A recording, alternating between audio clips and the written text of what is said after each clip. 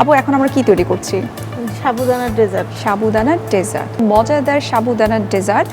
আপু আমরা তাহলে শুরু করে দেই। জি, তাহলে রান্নাটা শুরু করে দিচ্ছি।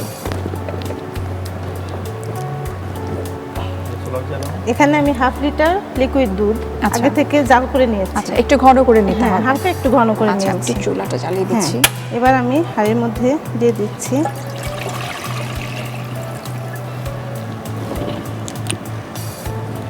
এবার এর মধ্যে দিয়ে দিচ্ছি 1/2 কাপ গুঁড়ো দুধ। আচ্ছা, তাহলে থিকনেসটা আরো বেড়ে যাবে, তাই তো?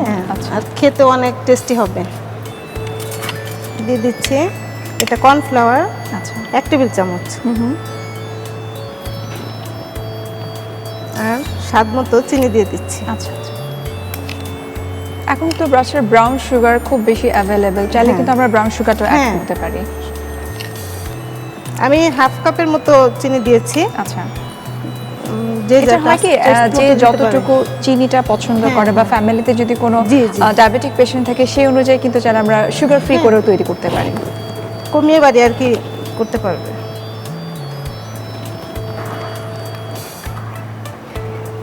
এবার এটাকে নেড়ে চেড়ে ভালো মতো বলক উঠে আসা পর্যন্ত অপেক্ষা করছি।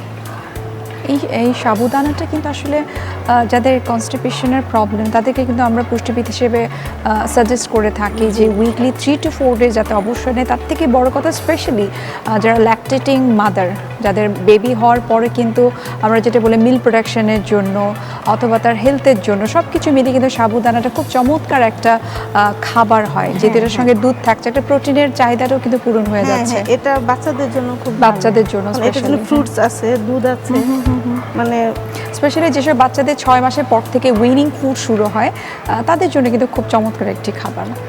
আপনি তো ডেজার্ট পছন্দ করেন, তাই না?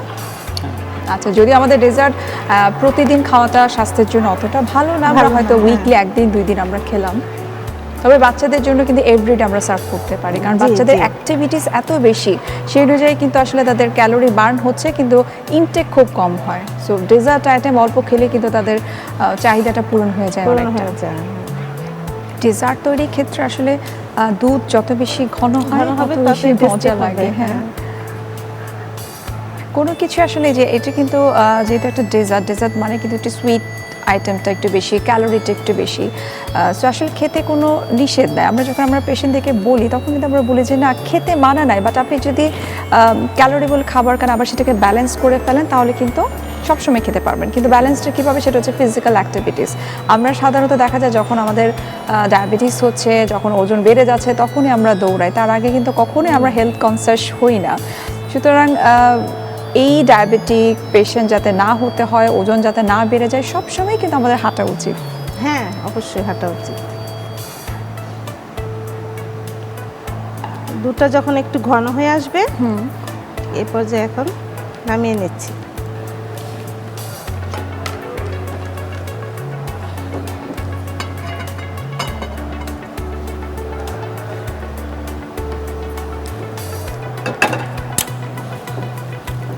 জি, এবার আমরা এর মধ্যে দিয়ে দিব সাবুদানা।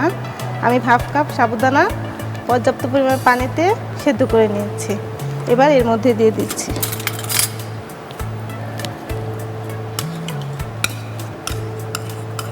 আসলে রান্নার প্রসেসটা এক একজনের এক এক রকম। আমরা যেমন আমি পার্সোনালি দেখা যায় যখন রান্না করি তখন চুলাতেই আমি সাগুটা দিয়ে দিই, বাট আপনি আগেই সেটাকে সেদ্ধ করে রেখেছেন, তাই তো?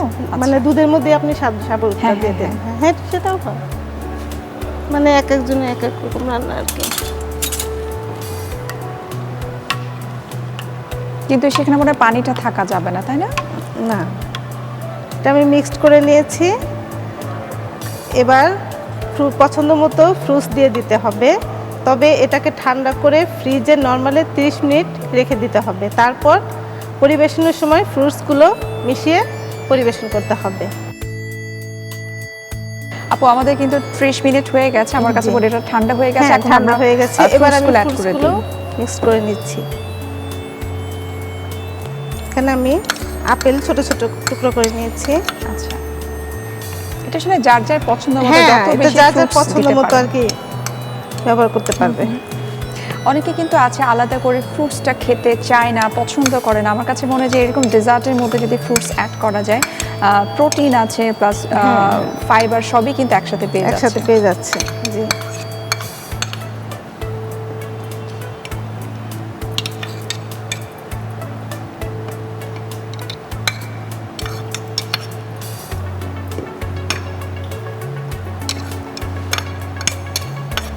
অনেক ধরনের ফ্রুটস অ্যাড করা হয়েছে, যেটা বলছিলাম যে ল্যাকটেটিং মাদারদের জন্য খুব চমৎকার একটি খাবার হচ্ছে সাবুদানা। এই ডিশটা দেখে মনে হচ্ছে এটা আরও হেলদি হবে তাদের জন্য।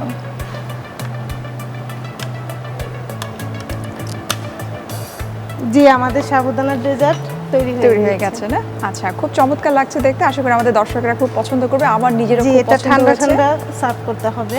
আচ্ছা, ঠান্ডা ঠান্ডা খেতে অনেক বেশি মজা, একটু ঠান্ডা করে দিলে খেতে ভালো লাগবে। আচ্ছা দর্শক, আপনারা দেখিয়ে দিলেন কিভাবে সাবুদানার ডেজার্টটি তৈরি করতে হয়। আপনাদের সুবিধার্থে প্রস্তুত প্রণালীটি আমরা আরও একবার দেখে নিই।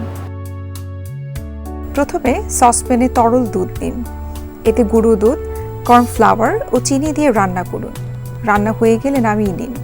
সবশেষে একটি পাত্রে রান্না করা মিশ্রণে সেদ্ধ সাবুদানা, অ্যাপেল কুচি, কালো আঙ্গুর কুচি, সাদা আঙ্গুর কুচি, কলা কুচি, চেরি ফল কুচি ও বেদেনা কোয়া দিয়ে ভালোভাবে মিশিয়ে পরিবেশন করুন দারুণ স্বাদের সাবুদানার ডেজার্ট।